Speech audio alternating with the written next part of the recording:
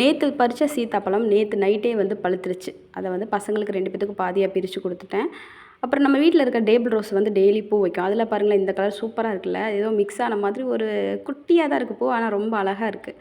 புளிச்சக்கீரையில் வந்து 2 வகை வச்சுருக்கேன் அப்படின்னு சொன்னேன் இல்லைங்க. இது வந்து நார்மல் புளிச்சக்கீரை, இன்னொன்று ஜாம் புளிச்சக்கீரை. 2 பூவும் பாருங்களேன், ஒரே மாதிரி தான் இருக்குது, ஆனால் கொஞ்சம் டிஃப்ரெண்ட். பார்க்குறதுக்கு பருத்தி பூ மாதிரி அவ்வளோ அழகாக இருக்குது. இதிலேருந்து எப்போ காய் எடுத்து ஜாம் பண்ண போகிறோம் அப்படின்னு சொல்லிட்டு தெரியல. அப்புறம் மிக்சிகன் பூவில் வந்து திரும்பியும் விதைக்காக விட்டு வச்சுருக்கேங்க. எங்கள் பாப்பா வந்து விதைக்காக விட்டு வச்ச பூவெல்லாம் கட் பண்ணி எடுத்துகிட்டு வந்துட்டா. அதனால் இப்போ விதைக்காக விட்டு வச்சுருக்கேன். ஆனாலும் டெய்லி மேடம் இதுலேருந்து ஒவ்வொரு பூவாக தலைக்கு வச்சுட்டு போவாங்க.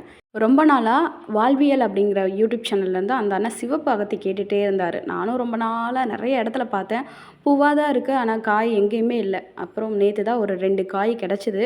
ஸோ அதை வந்து எடுத்துகிட்டு வந்திருக்கேன். காய வச்சு இனி அவங்களுக்கு அனுப்பலாம் அப்படின்னு சொல்லிட்டு இருக்கேன். இந்த பூவோட பேர் டக்குன்னு எனக்கு தெரியல, ஆனால் வாசம் செம்ம வாசங்க.